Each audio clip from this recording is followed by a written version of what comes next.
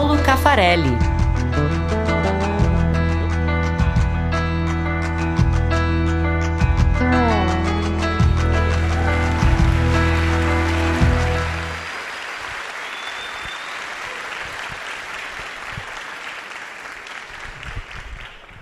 Em 1990, eu era posto efetivo e substituto de caixa na Agência Centro Curitiba.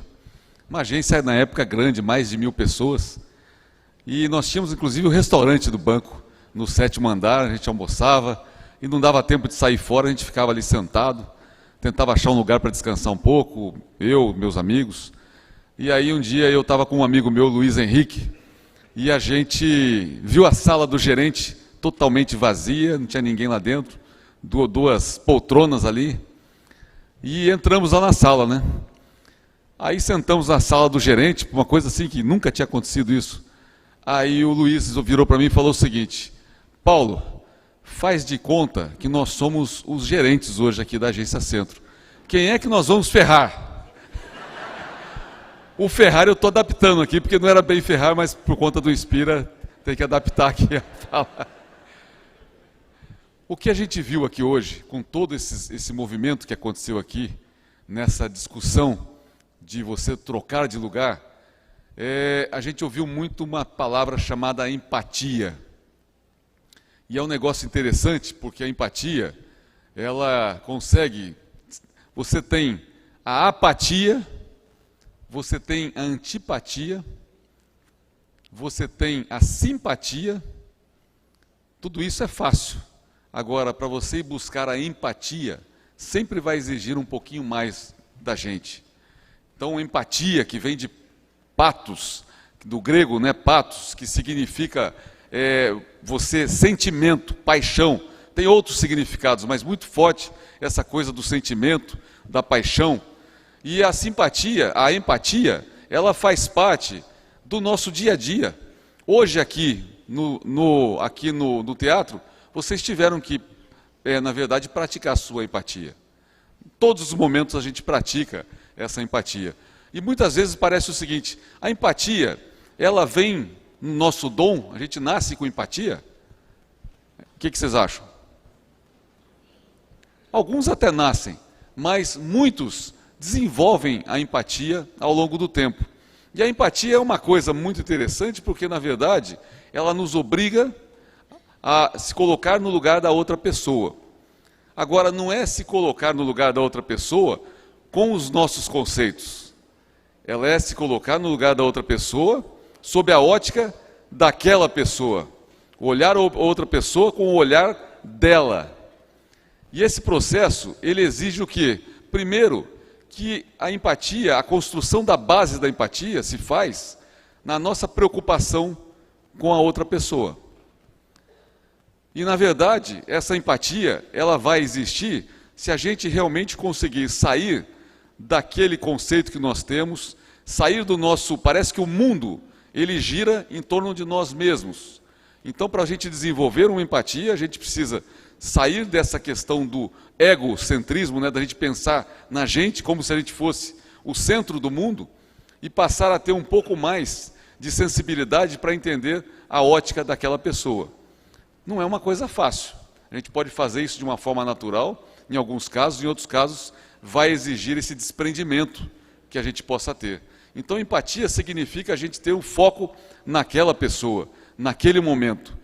Significa um olhar atento, uma escuta ativa, para que a gente possa efetivamente estar ali, naquele momento, conversando com aquela pessoa.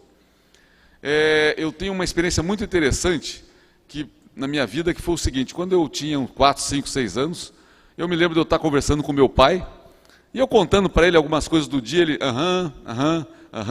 e aquele negócio me prendeu, que eu falei, poxa, ele não está prestando muita atenção aqui nesse caso. E depois eu vim a ser pai, e o meu filho mais velho, quando tinha uns 2 anos, 2 anos e meio mais ou menos, conversando comigo, e eu, ele me pegou pela cabeça, pai, eu estou falando com você. E que para mim foi uma lição de vida fantástica. Hoje, de vez em quando, ainda quando eu estou com ele, eu ainda levo bronca desse tipo. Porque é o que eu digo, a empatia ela vai exigir com que a gente tenha sempre a visão do outro. Tem um ditado indígena americano que diz o seguinte: para você conhecer um homem, primeiro deixa ele andar com o mocassim, né, o mocassim indígena, do outro por pelo menos 1 milha, para você conhecer quem é aquele homem. Então a empatia, ela acontece de uma forma individual, mas ela acontece também de uma forma coletiva. Ao longo dos anos, o ser humano, como a gente vem nessa, pelo menos a nossa crença biológica, que a gente vem de um desenvolvimento, né, do ser humano, em 1700, mais ou menos, o Thomas Hobbes, com aquela obra Leviatã, falava que o ser humano é egoísta por natureza, que ele produz a guerra pela guerra. E de lá para cá, passamos a ter o Adam Smith, né, um economista, mas falando que uma das maneiras das pessoas se realizarem é por meio da realização das outras pessoas. E a gente viu muito disso aqui, presente aqui. Então, quando a gente fala em empatia, a coisa é um pouquinho diferente. A gente pega aquela regra de ouro, né? Existe uma regra de ouro que diz o seguinte: não, faça aos outros aquilo que você gostaria que fizessem a você. Aí vem um filósofo no século XIX e diz o seguinte, o Bernard Shaw, diz assim: não faça aos outros aquilo que você gostaria que fizesse a você, que pode ser que ele não tenha os mesmos gostos que você. Então, a empatia é exatamente isso, você vai ter que fazer alguma coisa para alguém na visão dela. Quantas vezes acontece da gente chamar alguém para ir comer na nossa casa, a gente vai fazer a comida que a gente gosta, não a comida que a gente vai desenvolver com relação às pessoas. E o que a gente viu aqui hoje, nesse dia tão especial, foram histórias maravilhosas, né? A Suelen acabou de comentar com a gente aqui que foi preciso que ela pudesse se descompatibilizar dos seus conceitos para que ela efetivamente pudesse conhecer a vida sob a ótica dos países, das pessoas, das culturas que ela passou. Olha que coisa mais rica. O PH, ele teve que se sentir no lugar da mãe dele, para ele sair daquela situação dele, que ele estava ali como se fosse, na verdade, vitimado, né? Para poder dizer o seguinte: olha, a vida tem muito mais coisa do que isso aqui. Eu posso ter tido essa questão, esse acidente que eu tive, mas olha outras coisas que eu estou extraindo daqui para poder conhecer o mundo de uma ótica diferente. O Anderson reinventou o amor. Praticamente o Anderson, ele reinventou o amor na medida que ele teve a possibilidade de desenvolver isso com a filha dele. Então, o trabalho que nós temos no dia a dia, ele faz com que a gente tenha a necessidade de olhar para esse processo da empatia. A empatia pode e vai mudar o mundo, se a gente acreditar que isso é possível.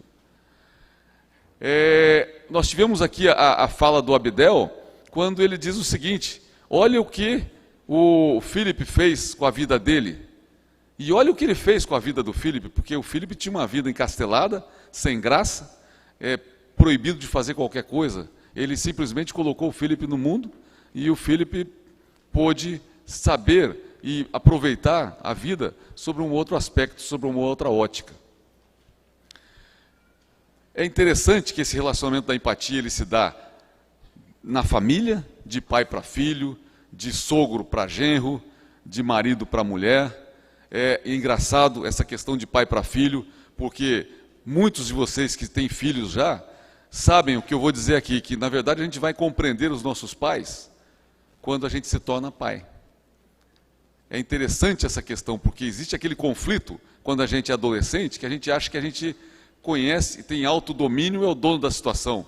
Os nossos pais tentam nos mostrar que a vida é um pouco diferente, tentam passar para a gente algumas coisas para que a gente possa efetivamente ter uma visão da vida sob uma ótica de experiência deles, e a gente simplesmente não aceita. A gente diz o seguinte: não, eu tenho esse domínio. E a gente vai passar na vida depois de novo isso, com os nossos filhos. E a gente vai repetir o que nossos pais fizeram conosco. Tem um artigo muito interessante sobre empatia, que eu recomendo que vocês vejam. O nome é O que é Água? Então é um artigo feito pelo David Wallace, que é um cineasta, um ensaísta americano, que ele vai fazer ele vai participar como paraninfo numa formatura, e ele faz um discurso maravilhoso sobre a importância que você tem de você poder olhar o mundo sob a ótica das pessoas. E ele começa contando uma história muito engraçada, que diz o seguinte: 2 peixes novinhos nadando, vem um peixão mais velho e diz aí: bom dia, meninos, como é que está a água? Eles nem dão bola para o peixão velho. Aí passa, um peixinho olha para o outro e fala assim: que diabo de água é isso? Quer dizer, não sabe o que é água, quer dizer, não parou para pensar o que é água. Então, essa questão de nós podermos sempre olhar sob a ótica do outro e extrair experiências dessas pessoas é uma coisa maravilhosa. A empatia se dá na família, a empatia se dá na área social, no nosso convívio social, a empatia se dá no trabalho. Quando a gente olha para a nossa empresa, que é uma empresa de 208 anos, com 100 mil funcionários, 5 mil agências espalhadas por todo o país, se a gente, lá na direção geral do banco, a gente se encastelar, se a gente ficar lá isolado, a gente não vai saber o que é a realidade desse banco. Então, a gente não deixa de trabalhar a empatia na medida que a gente vai para os estados, na medida que a gente faz os nossos encontros. E não é com o objetivo, às vezes, de cobrar meta, é com o objetivo de escutar as pessoas, para verificar de que maneira que a gente pode ser mais efetivo no dia a dia, na busca de soluções que vão atender a rede do Banco do Brasil. A gente faz o Inspira, a gente fez o Lidera em São Paulo, para 5.600 gerentes de todo o país, e a gente vai fazer agora, eu vou anunciar em primeira mão para vocês aqui, um Lidera em Brasília, para todos os funcionários de Brasília, sob a ótica da rede de atendimento do banco, para que vocês possam ir lá e falar para o pessoal da direção-geral do banco o que eles precisam, que vocês precisam de ajuda de Brasília, para que você possa ter uma condição, um instrumental, um ferramental de trabalho melhor, para que o Banco do Brasil possa, numa somatória de cada um fazer o seu papel, a gente poder ter os nossos melhores objetivos. Então, a gente deve ter em maio um Lidera especificamente para o Banco do Brasil. E a ideia da gente poder estar discutindo, estar conversando, é justamente quebrar essa hierarquia, quebrar esse encastelamento, para que as coisas aconteçam conforme precisem acontecer. Se a nossa empresa chegou aqui até aqui há 208 anos, é necessário que a gente repense a nossa empresa a todo momento. É necessário que a gente possa estar fazendo disrupturas que possam fazer com que a nossa empresa tenha uma posição de destaque no cenário competitivo de onde a gente trabalha. Eu brinco que numa competição entre táxi e Uber, eu não gostaria que o Banco do Brasil fosse táxi. Eu gostaria que o Banco do Brasil fosse Uber ou uma solução que pudesse ser ainda melhor que a solução do Uber. Eu quero finalizar aqui dizendo para vocês o seguinte. Primeiro, uma notícia interessante, que considerando essa questão das pessoas com necessidades especiais, o banco vem fazendo a sua parte, a gente vem tentando dar todos os meios para que essas pessoas estejam incluídas no dia a dia, até porque são pessoas absolutamente dedicadas e com compromisso com a nossa empresa. A gente tem uma série de programas de auxílio com relação a equipamentos, aparelhos, etc. Mas eu vou anunciar aqui o seguinte: a gente está aprovando hoje, acabei de fechar com o Caetano aqui, que é o diretor de pessoas, uma linha de crédito sem juros, de 48 meses até 48 meses, valor de 10 a 40 mil reais, para que as pessoas portadoras de necessidades especiais, para aquilo que elas não tenham dentro do programa de auxílio do banco, elas possam adquirir carro, na verdade equipamentos que possam ajudar nesse processo da inclusão social, da inclusão tão necessária para o dia a dia. Então a gente está anunciando essa linha. Eu tenho certeza que isso vai ajudar bastante na aquisição de veículos, na aquisição de equipamentos e assim por diante.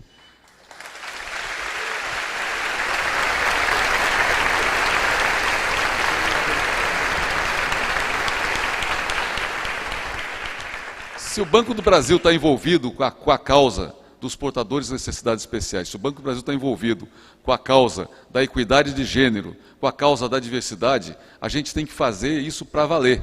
A gente não pode ficar no discurso, simplesmente fazer, cada vez que tem um ano que você vai comemorar o Dia da Mulher, você vai lá e anuncia e a gente não evoluiu em nada. Então o que nós temos que fazer é fazer com que as coisas efetivamente aconteçam dentro da nossa empresa. E que a gente possa fazer isso dentro de um processo de participação, dentro de um processo de empatia, que a gente possa estar aqui convivendo assim. Existe a empatia individual, mas existe também a empatia coletiva.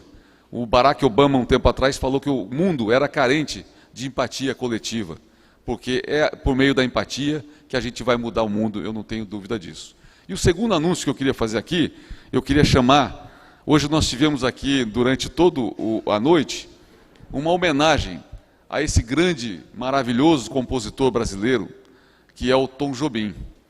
Tom Jobim, ele é o compositor brasileiro mais gravado em todo o mundo, e é aquele que levou o nome do nosso país, é aquele que é respeitado, é reverenciado, idolatrado em todos os lugares. Então eu queria chamar aqui o Paulo Jobim, filho mais velho do Tom Jobim.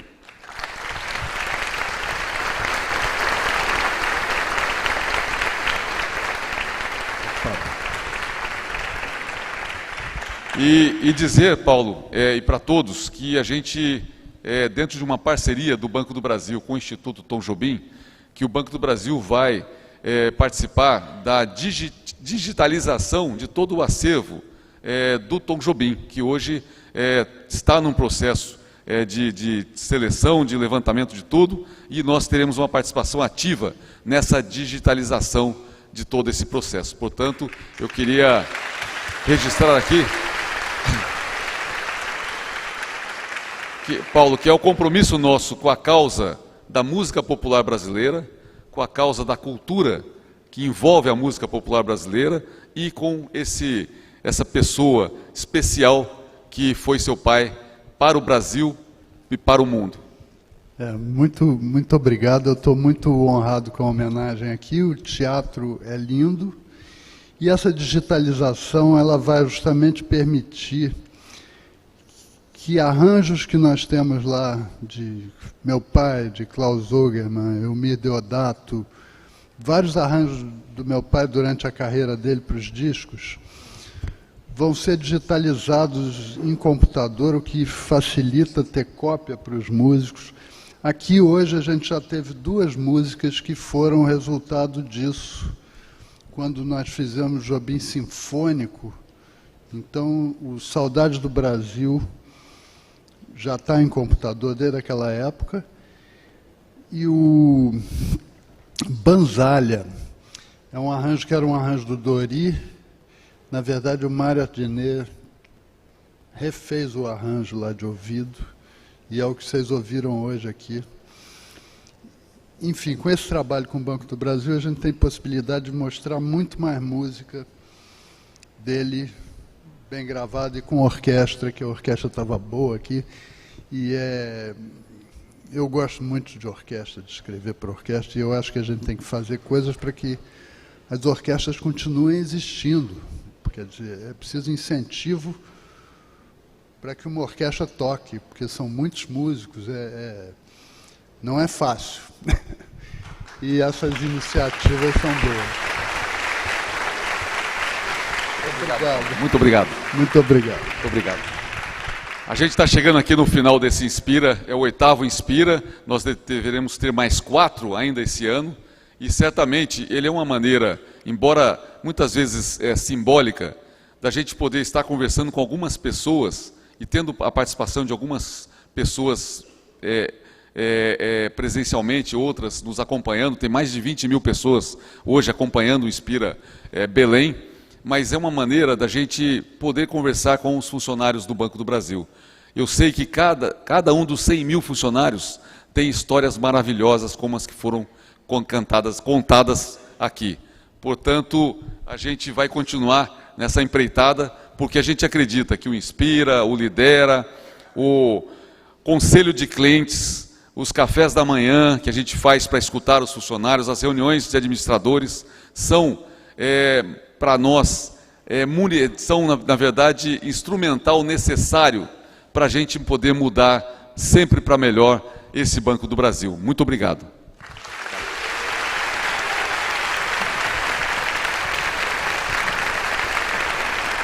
Eu